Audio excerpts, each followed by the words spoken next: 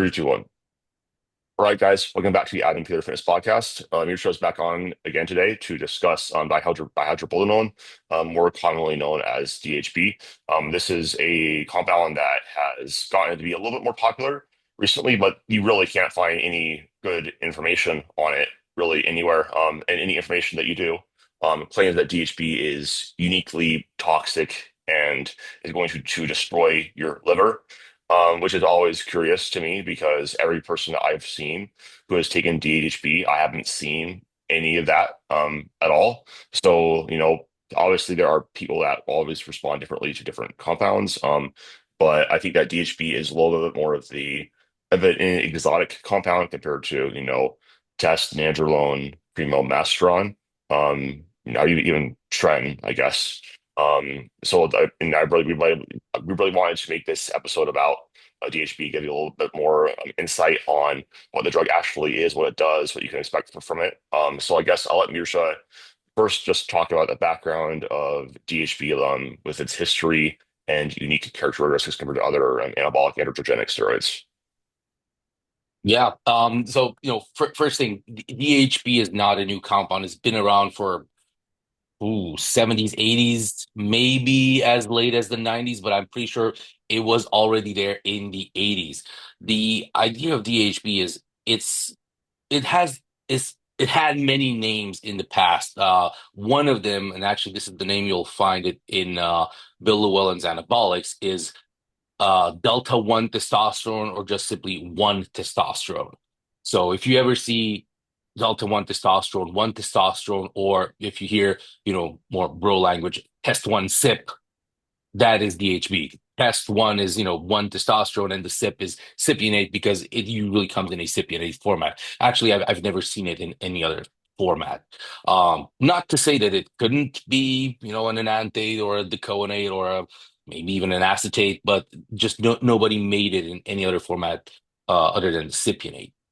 It's purely a UGL product. This one actually has never been uh, an actual pharmaceutical compound. And the problem with this particular compound in the past was it has a very high melting point. So it's very hard to get into solution. And then it's even harder to keep it from crashing. And yes, crashing is actually a term in chemistry, which is falling into falling out of solution and becoming a crystal. You can literally see poorly made products that just get just like sugar in at the bottom of a glass, but actually it solidifies into one big crystal. You can see like small little flakes and stuff, and then they kind of like just solidify into one big crystal. I've actually seen a vial that crashed horribly, and there was just like one big rock in the vial and just surrounded by Wow. oil. Yeah, to get around this, usually the only thing that could be done was use more benzoate, which is a solvent, which gave it a horrible post-injection pain. And also, it was not suspended in, the normal grapeseed, cottonseed oil, or the newer versions in MCT. It was suspended in glycol, which is smells like rotten flesh and is also pretty caustic in and of itself. So, you get a product that smells like, like something died in the vial, and people are like, oh shit, I want to pin this up. It's bullshit. And then you also get wild pain. Like we're talking about people getting, you know, inflammation. That's why people say it's very inflammatory. Like, yeah, because you have twice the amount of benzoate, twice the amount of solvent you inject it, and it's literally caustic, so you get a lot of inflammation in the area. So you got people that pinned the glute, and they had one glute, the size of Nicki Minaj's ass, and the other one was normal. Of course, that people didn't like that. So that's why it got a very bad rep in the past, and people, didn't want to use it just because the cost sometimes outweigh the benefit. But newer formulations are much, much better. Usually they come in 100 milligrams per ml. I haven't seen one higher. I have seen 50s and 75s. Usually they are suspended in MCT oil. MCT also is a bit more caustic than your grapeseed or cottonseed oil, but it's also less viscous. So it's good to keep things sterile, and it's also very smooth to inject. Also keeps things from crashing. And yes, the formulations usually use slightly more benzoate. We're talking about 1-2% more, not 50 to 100% more. Okay. So in regards to unique effects of DHB, I think that's a good like run down the overall history. What are some things that make DHB unique to other compounds? And another way to frame this is why would someone take DHB as opposed to the more traditional compounds that we have? Very good question. So my apologies, I forgot to clarify the most important thing. What is DHB? Where does it fit in, the family tree? It just like testosterone has its metabolite dihydrotestosterone, which is actually the root androgen. DHB is the same thing. It undergoes 5-alpha reduction, an enzymatic process, but it's not testosterone that gets reduced, it's boldenone. So you take boldenone, which is a testosterone derivative, you forcefully 5-alpha reduce it, and you get, instead of dihydrotestosterone, you get dihydroboldenone. So technically, it's its own thing, but if we were to actually look, what's the enzymatic process that we get that we use to get DHB, it's 5-alpha reduction, which makes it a DHT derivative. It's not a DHT derivative. It's kind of like a cousin of DHT, just like boldenone is a cousin of testosterone.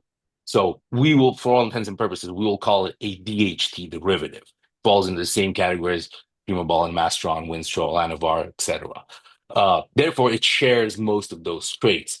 It doesn't aromatize. It can't be 5-alpha reduced again, and it has it's what bros would call a dry compound. Very little water retention, not that significant amount of weight gain, but a lot of protein expression. So anything you gain on DHB will be purely contractile tissue, or not purely, mostly.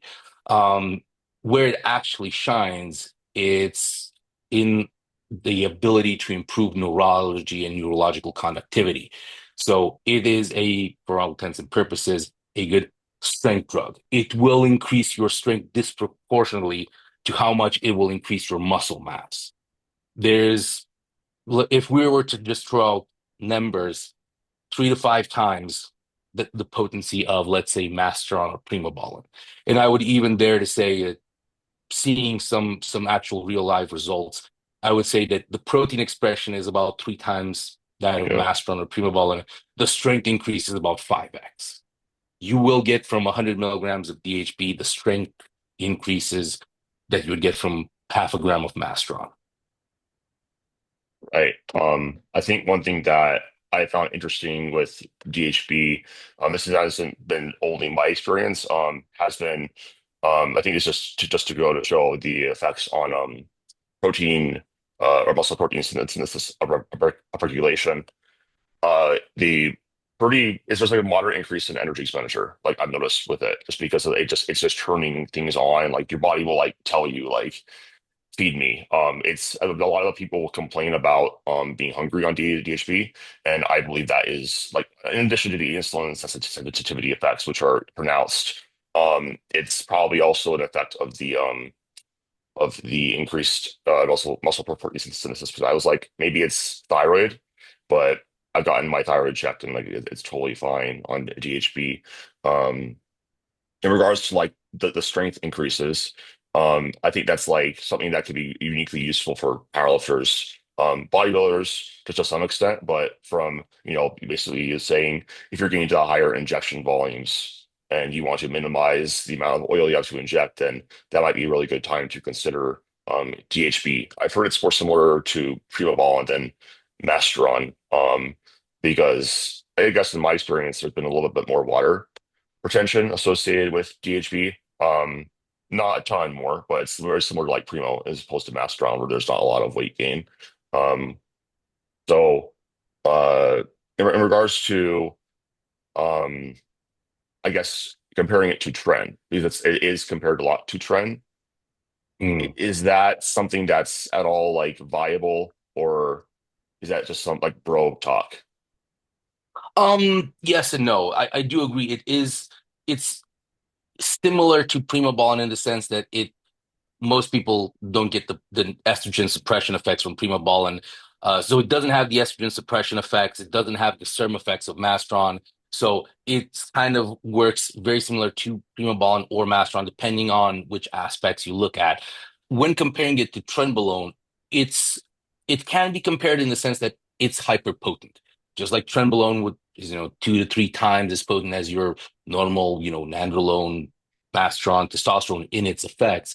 DHB is on the same category. You have your, let's say garden variety anabolics, your, testosterone, boldenone, nandrolone, primobol, and mastron, and then you have something a tier above, which is your trenbolone, your DHB, your ment, things of that nature. So it's definitely more potent.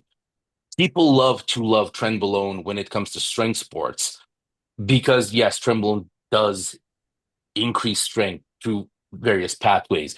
DHB does that, in my opinion, a lot better and with less secondary effects. You don't get the hyperaggression. You don't get that increase in thyroid output. You you don't get some of the negative psychological anxiety and so on that get associated with trenbolone. Trenbolone is a bit more harsh on the body and on health markers in general due to the fact that it just has a very high binding affinity and a very high binding constant. So it binds to a lot of different receptors, and it sinks its hook in those receptors. It doesn't latch out. It latches on. It stays there.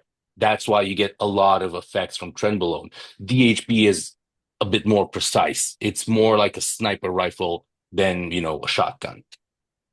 Yeah, definitely a little bit more pleasant and for most people. Like Tren does work, and there are some people that do tolerate it very well, but usually the secondary effects are make that compound something that you only use in like very specific niche scenarios, like as a must do. And most people are like, I love what Tren does for my look, but hate what it does to my personality. So would you say that DHB is something that could be interchanged for Tren, I guess, and as far as I guess if you're a powerlifter wanting to get stronger? Absolutely. If we're talking about, just blanket statement, strength increases, I do believe that outside of the aggression component, DHB would trump trenbolone when it comes to pretty much increasing neurology and getting more horsepower out of the same engine. So in regards to that, just because like obviously it's going to increase motor unit recruitment and the ability to express strength. Would you say that as far as like training changes with DHB, would that result in you having to do maybe less training volume just because you're able to stimulate your nervous system that much more? Like what has your experience been as far as like training considerations? Because I think that's something that people like I love talking about the drugs but they're there to assist the training because that's what's going to get you bigger and stronger. And I think that understanding like really how your training should change when if you do use something that is, hyper potent like DHB is really, really important if you want to get the most out of it. I do think you're right. Usually you see this in athletes that are stronger. They can't do as much volume because they're just so strong. One set takes so much out of them. If you look at the Lilliebridge family, they used to squat one week, deadlift the other week. They had alternating squat and deadlifts week because they were just so strong that they couldn't recover. I believe that that is true in general. The stronger you are, the less volume you can do, just because that those top sets take so much out of you because you're moving so much weight compared to the normal individual. I believe that DHB has that effect. It fast tracks you to that strength exceeding recovery capabilities. So you are gaining a lot of strength.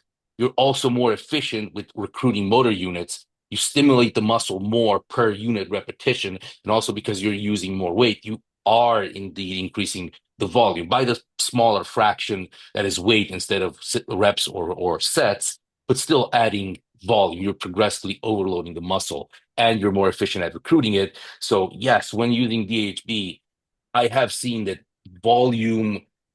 peak volume is either lower or actually as dosages escalate, it might actually need to come down a bit towards the end of a training block.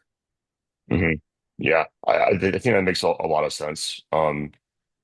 I know that for a lot of times, like for my powerlifters that I train that are enhanced versus natural, because like when you're natural, obviously, things just work so much differently and worse. You need more stimulus in general. You need that's the only way you can actually increase the muscle protein synthesis. And that's the only way that you can actually, get more out of a similar dose. And usually there's a lot more specificity with the movement because it takes more skill practice to be in tune with that because you don't have the same neurological effects with motor learning that you get with the anabolics. And there's tends to be like as a result of that, most of your volume is has to go towards SBD. And there's gonna be extremely wildly high volumes and high frequencies. Whereas if you give like an enhanced guy that, like usually what's going to happen is that they might be able to target that for a little bit, but like their joints are going to start hurting. They might even start to regress. And a lot of the times, what I will do with my enhanced guys is number one, it's just less training volume in general, and they're very, very, very sensitive to any stimulus because they're better able to use up their bodies. Um, and usually there's a little bit more movement variety, just because Mhm. it's like maybe I'm doing like it's very common to see like even like 4+ times a week frequency for bench press with naturals, but a lot of enhanced guys it's like 2 to 3 because they don't need that much volume. They're able to stimulate themselves so much more, and usually it's like it's easier to like recover in a sense that you have a little bit more of that um variation in your training with like accessories. So I tend to push those a little bit more. I find that does work well, but I think it's you have to really keep tabs on yourself, especially once your numbers start getting bigger about like, am I like recovering well? Am I getting sort of joint aches or pains? Because if you're getting that much stronger, you are playing with fire to a certain extent, and being knowing how to manage the fatigue with your is really really important. Absolutely. And while we're on the topic of training, um, also that neurological conductivity, it not only increases the speed at which the signal comes from your brain to your muscles, your fingertips, also how fast you actually ingrain that motor pattern. So it's also a good learning tool. If you learn perfectly, if you practice perfectly, you will learn faster. You become more efficient and you also become stronger. And as you said, if you're an elite level powerlifter and you're putting up elite level numbers, you're probably not going to be able to bench 3 times a week. You're probably going to be able to bench twice a week, and maybe one of those sessions is heavy, and the other one is either a close grip bench or a lighter bench for reps. Same thing with a squat. You might not be able to squat twice a week. You'll have one squat day, and the other one would be more accessories like a bell squat or safety bar squat. Deadlift, even more so. One deadlift day, and the other day is just accessory, posterior chain movements. So, yes, definitely training will be different on DHB. And also the difference between DHB and Trenbolone. People love the Trenbolone pumps. You don't get that with DHB.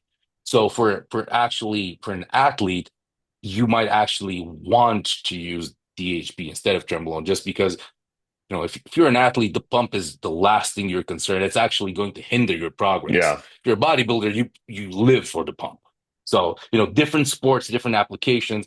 For bodybuilders, more, as you mentioned, insulin sensitivity and using more firepower per unit milligram, so you reduce total milliliters that are your injectable volume. And when you come to an athlete, there's different applications. There's, weight class athletes. You need to get stronger at the same body weight. You need to, or just you need to increase strength exponentially, things of that nature. And also things that require a lot of static movements, so static strength. That's again something where compounds that don't cause a lot of pumps, those are very useful. Arm wrestling, for example, that's something where you definitely want to do everything in your power to avoid a pump. Yeah. No, I think that, I mean, that makes a lot of sense. I wanted to ask you about, I guess, the common secondary effects or health risks that are associated with DHB, is that's a hot topic. Um, have you found that it's like uniquely toxic or whatever to like the body as people claim? Actually, I found the opposite. You know, to probably the screaming people that just will say, "Oh no, this is bullshit," blah blah blah. I I don't believe that. I haven't seen anything on blood work to indicate that DHB is particularly liver toxic. I have not seen that. I have not seen it increasing water retention or increasing red blood cells or being particularly stressful to the kidneys. I haven't seen any of that. Also, people tend to call it very inflammatory. It causes a lot of inflammation. Well, my question is, how do you measure that? Do you just look at blood work and see CRP? Well, C-reactive protein is yes, but also how's your training going? Are you training hard? Like, what are you Yeah. measuring it against? What's your measuring stick? But yes, you train hard, you train a lot, you're going to cause a lot of inflammation, with or without DHB. With the problem that most people tend to ignore is that inflammation is a crucial part of hypertrophy. If you want to grow, that inflammation is actually good. If you're an athlete, you want to reduce inflammation. That's why you do the whole cold plunges and things like that to reduce inflammation so you can train again. If you're a bodybuilder, the inflammation is the pump in a way. So the part about inflammation, I don't think so. The part about joint issues, and I actually had somebody mention this once, like, oh, the DHB wrecked my joints. I'm like, okay, so how did that happen? Like, my joints started hurting, and I was like, okay, like, but I got really strong before. Like, okay, how strong? Well, my deadlift increased by 50 pounds in a month. I'm like, well, that's That's probably it. one of the reasons. You got so fat, strong so fast that yeah, your joints weren't able to keep up. So that's why training needs to be adjusted. And another thing with DHB, you can actually get so strong that you can hurt yourself. Dave Herrera actually was one of the people that almost managed to tear a tendon clean off the bone just because he got so strong so fast. Yeah. That's something that's like, I think that with all these drugs, I think that there are some of them that you are going to notice, okay, like I don't respond well to that. That's anyone. Some people, so like everybody likes different foods, more or less. It's about finding what works well for you, managing your lab work, and really just saying, okay, was this the DHB, or was it the fact that I got to a certain milligram amount, or was it the fact that now I am this much more muscular, or did I get that much stronger, and did that cause this marker to go up? The whole like liver damage thing is like something I've never seen. Like I've never seen any elevated liver enzymes on it. Um, so we don't have much actual empirical research on this, and so I think probably you got Team Evil GSP are the ones that use it most with clients, and I would take your word for that over what a random one study with rats says. One thing I wanted to actually ask you about too, I forgot earlier, with like with nutrition, because I think this is a good conversation in general on anabolics, Mm. is like nutrition during a course. Because when you are in a heightened state of muscle protein synthesis, you never taken something as hyperpotent as DHB. You increase your dose, like whatever it is. The scale becomes less reliable. And like obviously this is why I think it's important to know what your maintenance calories are like on a bridge. However, there are going to be changes with your metabolic rate and how fast you upregulate your metabolism in response to the increased muscle protein synthesis. You're getting stronger in the gym, etc. If someone was taking, something especially hyperpotent like DHB, um, what would your approach be for someone who wanted to like build muscle and maximize strength gains? Like how many calories should they be eating above maintenance? Should they be like what rate of body weight increase across like a 16-week course should be like the bare minimum you should be expecting, or you should aim for to actually reap the benefits of, even taking anabolics? Because I think we have these guidelines in general, that people have for naturals, but it's not on people like, you or me that are enhanced. Correct. And it would depend on a few things like, what's your body fat percentage. But let's say you're a guy that's super lean, like, high single digits, low tens, somebody like yourself. You're already lean. You don't need to recomp. You don't need to lose fat. You just need to build muscle. And you can afford maybe, let's say, a bit of extra fat gain. I wouldn't go super aggressive right off the bat, but I would say that when focusing on caloric increases, I would work with carbohydrates, with DHB especially, because that will increase insulin sensitivity even more. But I would definitely try to increase carbohydrates. So the way I would calculate it is 2 to 3 grams per kilo body weight. That's your protein. So, if you weigh 100 kilos, 220 pounds, you should be somewhere between 200 and 300 grams of protein. Let's just put it at, you know, dead middle 250. Fat should be somewhere between half and 1x of your body weight in kilos. So again, 220 pounds, 100 kilos, between 50 and 100, let's put it 75. And then depending on where your maintenance calories are, I would add, let's say, right off the bat, 400 to 500 calories to that. So take your maintenance calorie, 200, 250 protein, that's 1,000 calories, 75-ish fats, that's, about 600 something, let's call it 700 calories. So that's 1,700 calories. Mhm. Subtract that from your maintenance, add 500 divided by 4, and that's your carb intake. So whatever that number is for you, that is it. So you have your 250 protein, your carbs, and then you have your fat. Now, how much you should be gaining a week?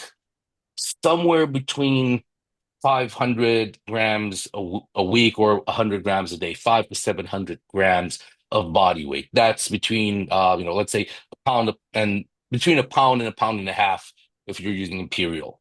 That should be your weekly rate of gain. So in a 16-week course, you should have between 16 and 25 pounds of body weight gain, or 8 to 12-ish kilos.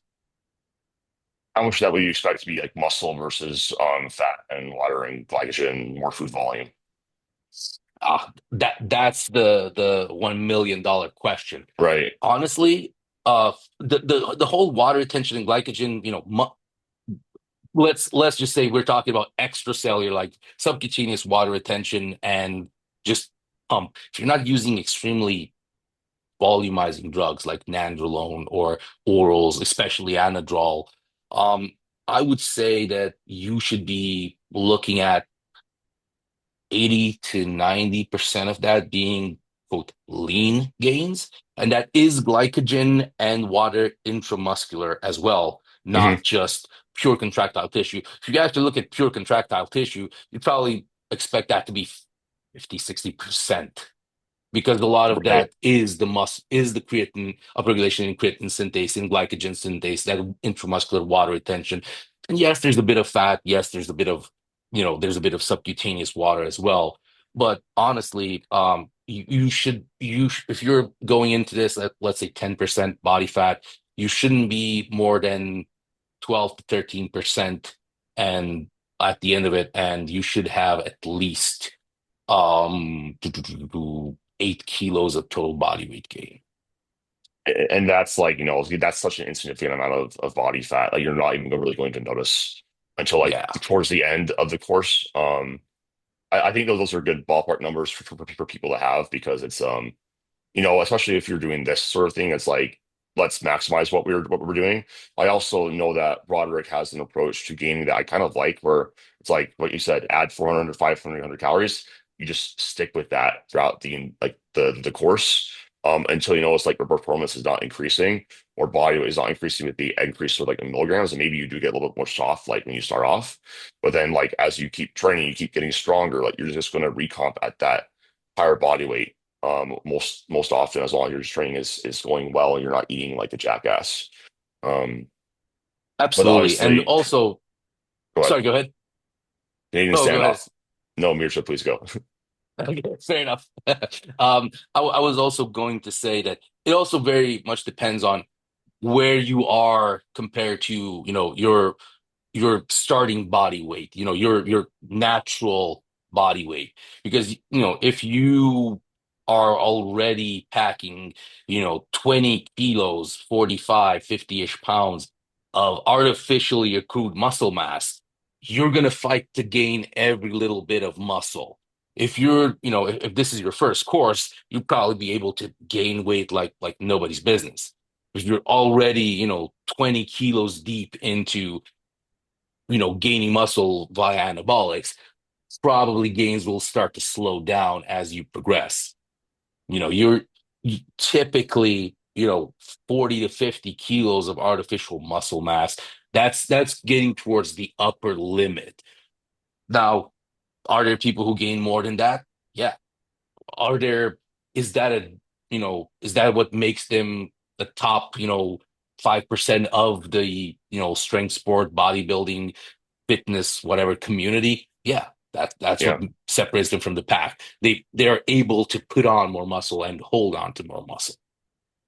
Yeah, and I think that's one of the things about these drugs. Like, there's always different like responses, and I think what you gave is a great outline of like generally like this is what your nutrition should look like to support the course and adding maximal strength and muscle for your own unique genetics.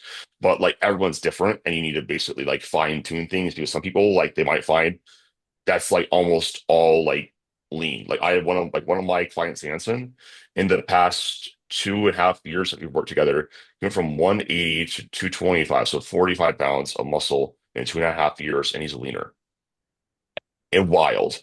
And there are other people who they will have like 15 pounds across that.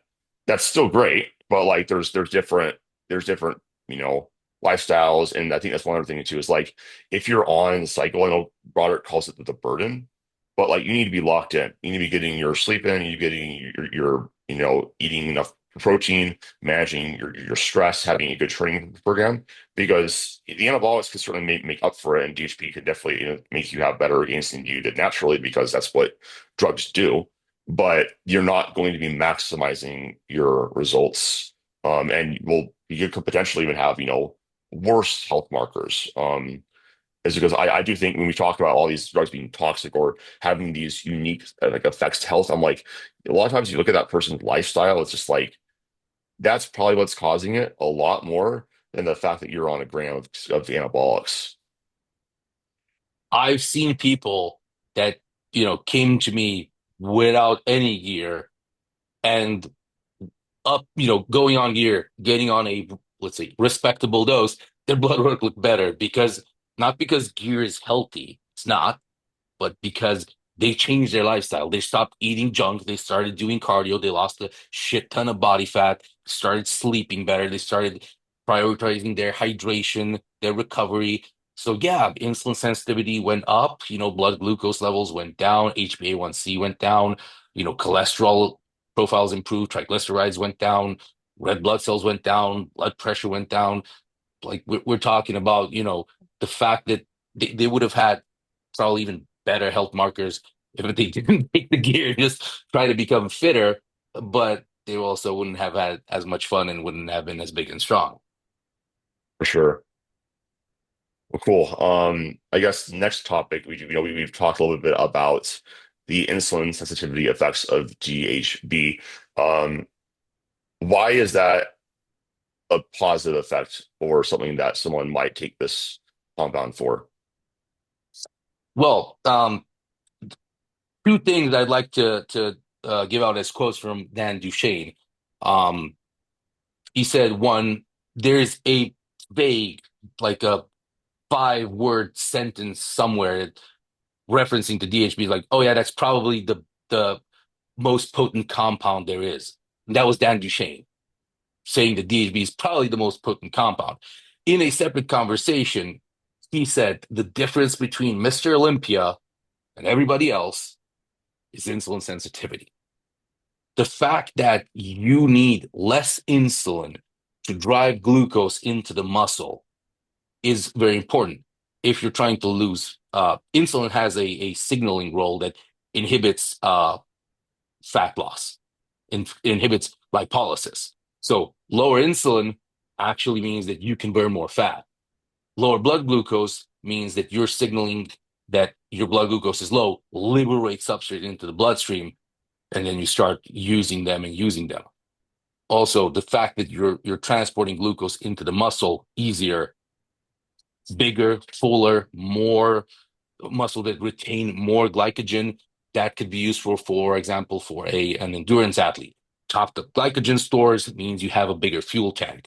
That could be useful for a bodybuilder. Topped up glycogen stores, fuller, rounder, better looking muscles. The positive impacts of insulin sensitivity are, you know, they're just I don't think anybody would have anything to argue with that. And nobody can say that I'm too insulin sensitive outside of some really wacky endurance sport athletes that probably, wake up and run 10K every morning just for funsies. Outside of that, I don't think anybody wouldn't do with a little bit more insulin sensitivity. And that also synergizes well with other compounds. So and dietary strategies. You're more insulin sensitive. That means you get more out of your own insulin production. But let's say you ramp up your carbohydrate intake and you don't get insulin resistance.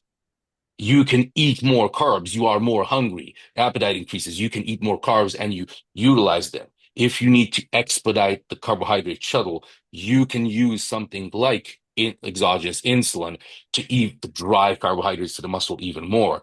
So now you have hypersensitive muscles, a hyper carbohydrate environment, and hyperinsulinemic environment. So now you have all things just driving glucose into the muscle, fueling recovery, fueling better pumps, increasing muscle size, increasing, intramuscular glycogen, fluid retention, etc.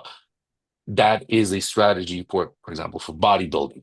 For strength sports, maybe you don't need the full muscles, but you do need to eat more to gain more body weight. That increase in hunger and that insulin sensitivity means more of what you're eating goes to building muscle and less to being stored as body fat.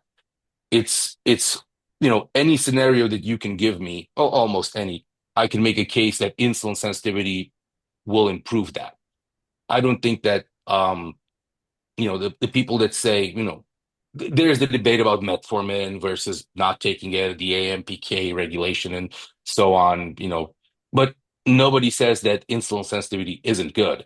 Stan Efferding, who, he wrote The Vertical Diet, he's has a fantastic point of view on many things.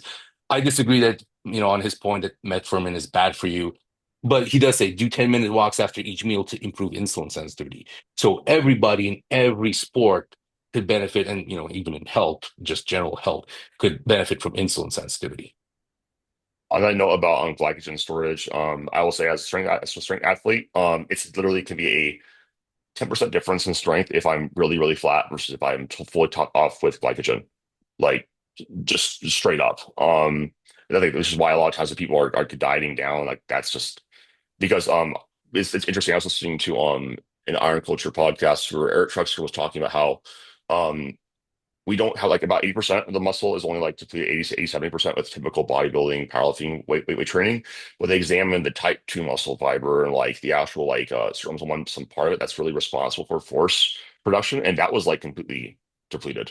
And if you can have more of that fuel source and have, which anabolics will let you do, you're gonna be able to train harder for longer, be able to have more forceful contraction. That's probably a huge part of it is that insulin sensitivity and then being able to have just be bigger and like look fuller can improve your leverages as well just in general because you'll feel better and I think you just like for powerlifting it's like you don't want to feel small like Yeah. when you're training like that you don't want to unwrap the barbell and go oh. You want to be like like I got Hmm. this and that could be a unique effect and like if you're big and full and like, let's face it dudes we like that we don't want to Absolutely. feel look flat and stringy so I love that and I definitely have noticed that when I get to above 150 DHB I have to drop off like the metformin I could just Yeah. no just can't do it because I will just notice that I just don't need it so why take a drug when you don't need it um I guess with that being said, then going into more common doses of DHB, um, where would you have someone start off, and then maybe like what's like the highest tolerable dose you've seen most people be able to use?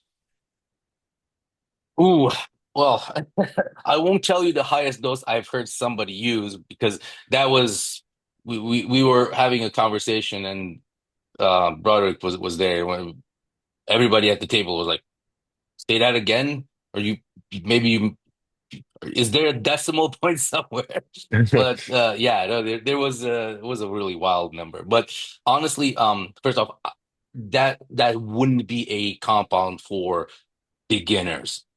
Somebody who's just starting out, get a few courses under your belt so you know what to expect from normal potency anabolics. Then we can talk about the hyperpotent stuff. For somebody, let's say, who first course with DHB, I'd start them off very low, something in, depending on body weight, between 25 and 50 milligrams of DHB as a weekly dose. So we're talking a very small dose. But as I mentioned, it is 3 to 5 times as potent than your Masteron Primobolan. So we'll start off at a very low dose and probably escalate that throughout the course. First course, maybe topping it up out about somewhere, let's say, close to 100, depending on response. For somebody who already has a few courses, has experience with it, I think 200 is a very respectable dose. But if we're talking about a world-class athlete, has experience with the compound, and we're talking about the biggest event of his career, possibly as high as 300, but that would need to be trialed beforehand because there have been people who just went above 200 and they started getting a bit too twitchy. They started, their contractions were too too strong. They were contracting too much and Hmm. they actually kind of like gripping something and they couldn't let go. So there could be that hyper neurological conductivity, which is very rare. Not a lot of people get it. You have to be very sensitive to it to actually get that. But basically, when we're talking about neurological conductivity, we have things that do not improve that almost at all. And then we have things like strychnine, which literally works by, it's a poison, so it literally works by short-circuiting your brain. Your conductivity is so potent it actually kills you. Shit. That's how strychnine works. Yeah, that was a Fred Hatfield special. Like he could produce a lot of force for a very short period of time for some pretty significant health costs. Wow. Well, again, I think that's great. Like, again, it's like just start low. You can see where you could get those, benefits that you're looking for, and just slowly increase that over time. I know that like with most of my clients, I honestly keep them between 50 to 100, unless they're like really strong and really pushing it, because like we just don't need a lot. It's just kind of like I would say this is probably like the cherry on top of a course of say testosterone, masteron, or primo, something that you tolerate well there. And this is just like, okay, I need a little bit more extra neurological drive, or whatever. It might, more insulin sensitivity, something that we did discuss. Now the last thing I wanted to just talk about was you really mentioned like the post injection pain. Um, are there any strategies to manage that when you're on DHB? Absolutely. The post-injection pain with newer, more refined modern products is no longer a concern. So we're not seeing or not hearing reports of the same post-injection pain. I haven't heard of anybody in recent years saying that their DHB smells like rotten eggs or something like that. So the newer way to formulate it has been a lot better and eliminated pretty much all the issues. It is slightly more caustic than a different type of nandrolone or a deca or mastron and ante or primobolan. It's slightly more painful, but not by much. To minimize that, I suggest if you're using multiple compounds, just literally cut your DHB with something else. If you're taking, 1 ml of testosterone, 1 ml of mastron, 1 ml of DHB, put, you know, a mil and a half, one testosterone, half a mil of DHB, 1 ml of mastron, half a mil of DHB. You have two syringes, 1.5 ml of each. Use it like that. literally diluted with the other anabolics that you're using. Yeah, I found that for most of my athletes, I just like if you can, that's my recommendation because like you want to minimize that because it can affect your training quite a bit if you're overly inflamed a certain muscle group. Um, but and then if your source is, I think that's a great thing that you said about, with more modern and refined products that are well formulated, like you shouldn't have that be the issue. If that is your issue, then probably don't have a great source and probably need to find a different source because there could be other stuff going on with the overall production and whatnot. So, was there anything else that you wanted to address about DHB? Um, there's actually one thing. When we were talking about, the health costs, and I keep mentioning that is, 2 to 3, 3 to 5, some percentage more potent than, let's say, Mastron or Primobolan. Um, but the actual health implications are, let's say, a 1 to 1.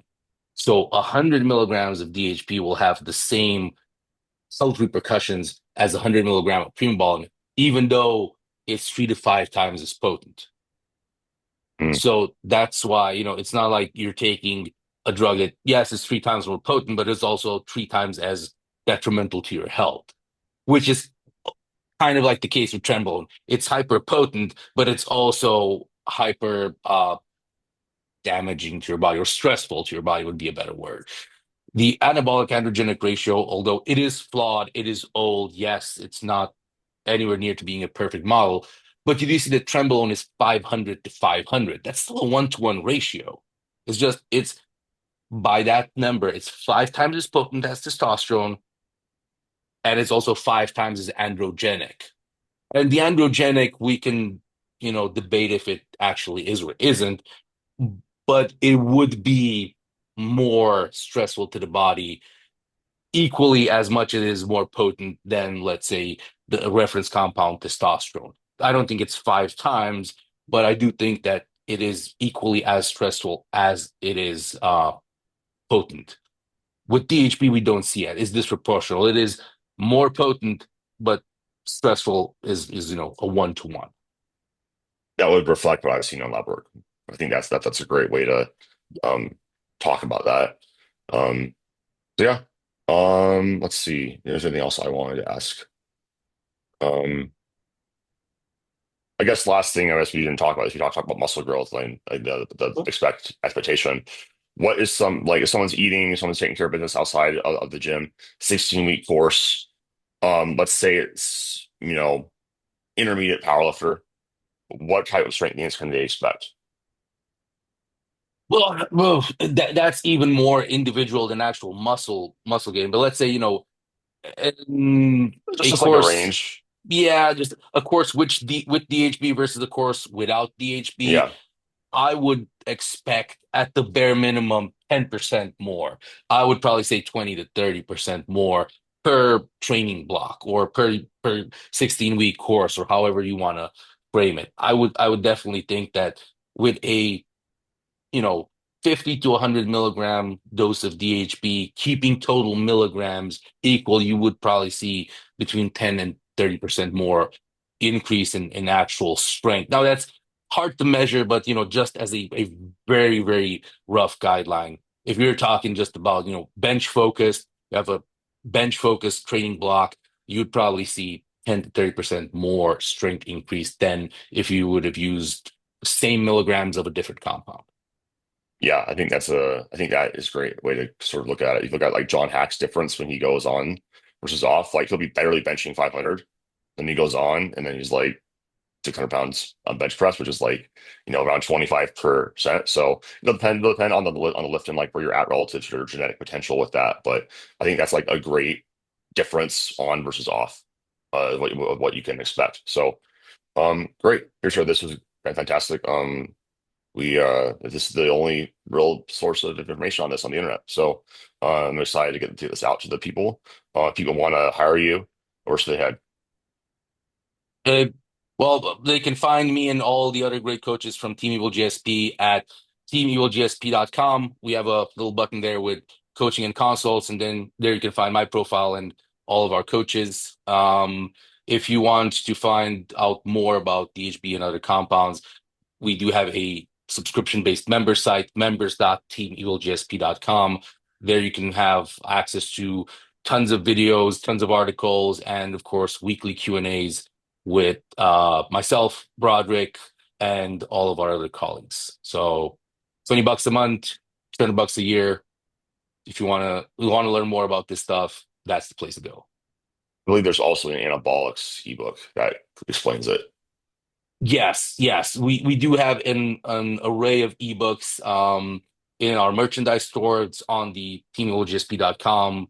There's a merchandise button somewhere there. And yeah, also good good basic things if you want to learn just general information about anabolics. William Llewellyn's Anabolics, that's a great book to read. It's basically that's the starting point for everybody. And if you go to the Team Evil GSP Instagram page at Team Evil GSP, there's one of the what are those like little buttons highlights, like where you have like the saved Oh, yes, yes, stories. yes, yes. Highlights. Yeah, highlights. There's a highlight with reading material.